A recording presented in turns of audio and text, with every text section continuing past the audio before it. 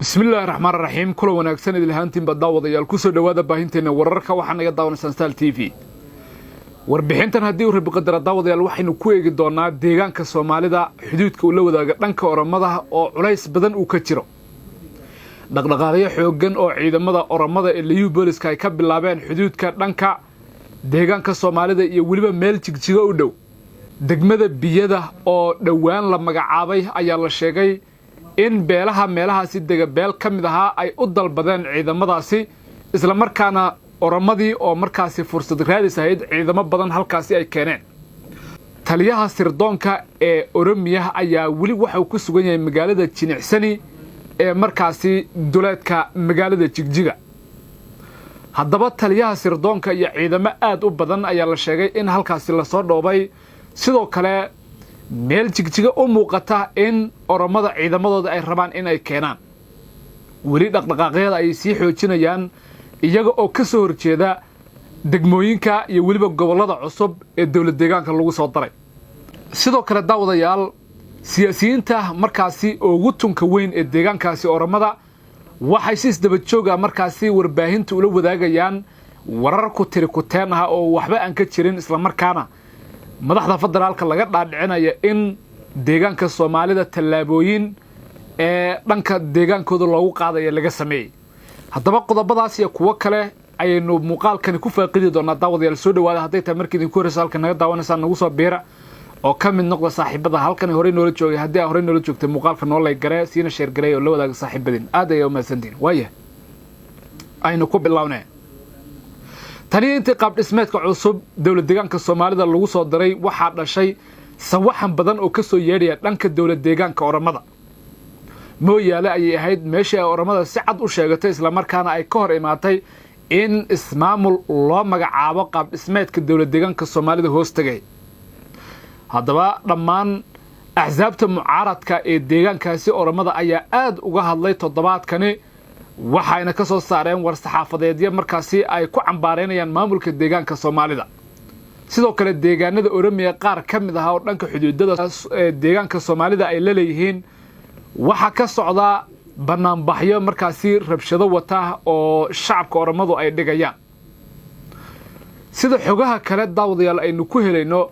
Oromadu waxa ay kala yihiin qorshe kale oo markaasi la rabo in dhulkan Soomaalida lagu xalaalaysto iyagoo markii horeba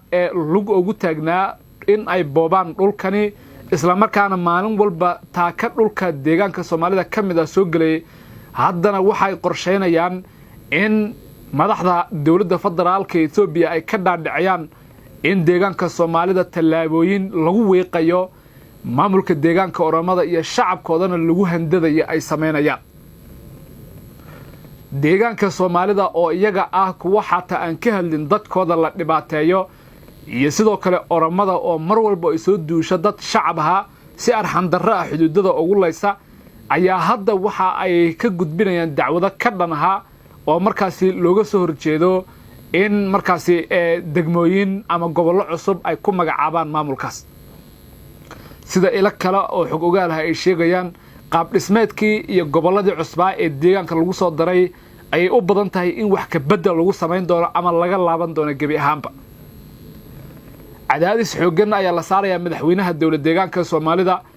waxaana sidoo kale cadaadis uu kaga imaanaya shacabka deegaanka Soomaalida kuwaas oo qaarkood ay sheeganayaan in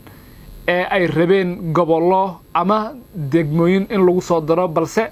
madaxweynaha deegaanka Soomaalida uu ku sheegay in waqti xaadirkani aan loo baahnayn in degmo ama gobol ama ismaamul lagu daro haddaba maamulka Oromiya waxa ay qorsheynayaan qorshayo culus oo markaasi la rabo in lagu soo wajaho ama lagu soo weeraro shacabka deegaanka Soomaalida ee dhanka xuduudada haba u sii daraata dhanka mooyaale laakiin waxa muuqata shirka ay sababa ka furmay ee u socda madaxda xisbiga barwaaqo in arintani laftigeeda lagu gorfayn doono isla markaana madaxweynaha deegaanka Soomaalida lagu amri doono in laga laabto heshiiskii ama qaab dhismeedkii cusbaa ee la ansixiyay ee dhawaan deegaanka lagu soo daray ra'iisul wasaaraha Itoobiya Abiy Ahmed ogtiin inuu yahay nin Oromo isla markaana deegaankiisa uu yahay Oromada ee abaabulka iyo kacdoonka bilaabaya sidoo kale uu aad uga cabsi qabo oo siyaasiyiinta iyo mucaaradka ugu tunka weyn ee laga cabsado sida Jawhar Maxamed ay ka soo baxaan waxa uu muuqdaa in markani uu aqbalayo hadallada iyo eedaha loo jeedinayo dhanka dawladda deegaanka Soomaalida taasina ay sabab u noqon karto in maamulka deegaanka Soomaalida ay ka laabtaan gobolladii degmooyinkii iyo ismaamuladii lagu soo daray deegaan xataa haddii aan laga wada laabanin in dhanka xuduudada sida Mooyaale iyo Biyada oo ah meelaha hadda sida weyn ay markaas uga mudaharaadayaan oramada in laga laabanay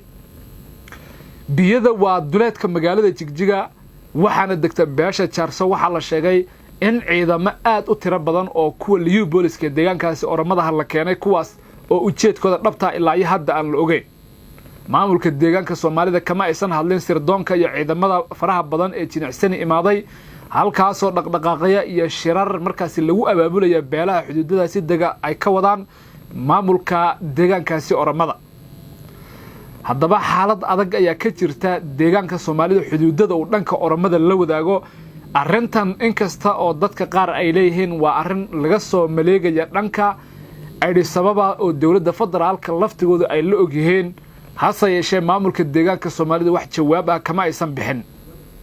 waxa xusid mudan meeshani iyo magaaladani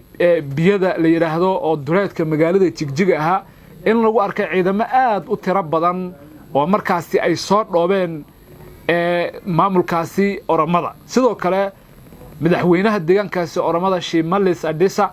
ayaa golihiisa wasiirada shir degdeg ah isku yeedhay shirkaas oo laga arinsanaya qaab dhismeedka cusub ee markaasi maamulka deegaanka Soomaalida ay soo kordhiyeen iyo waliba wixii laga yeelaha waxa nasiib darraha in deegaankaasi oramada iyo maamulkoodaba ay isku haystaan in deegaanka Soomaalida iyagu ay mas'uul ka yihiin isla markaana ay u baahnaayeen in laga wargeliyo tallaabooyinka la qaadayo ee wax laga bedelayo ismaamulka markaasi jira qaabka ay hadda isku abaabulayaan oramada waxa ay ka dhigan tahay in oramadu ay islahaysiisay guud ahaanba deegaanka Soomaalida ayna u muuqdeen in ay u baahnaayeen in laga wargeliyo gobolada cusub ee lagu soo daray iyo waliba goobta ay ku haboon yihiin ama laga dhigila madaxweynaha deegaanka Soomaalida Mustafa ilaa hadda arrintaasi waa ka aamusan yahay wax jawaab ah ama hadal ah oo ka bixiyay isku dayga oramada iyo waliba duulaamada waaweyn ay soo wadaan ma jirto wasiirka warfaafinta deegaanka Soomaalida Maxamed Aadan oo kali ah ayaa ka hadlay isla markaana sheegay in dhul Soomaalidu ay leedahay oo kali ah la soo magacaabay oo markaasi wax ka bedel ama wax lagu soo kordhiyay sidoo kalena aysan jirin in dhul oramo ay leedahay markaasi ismaamul degmo ama gobol laga dhigay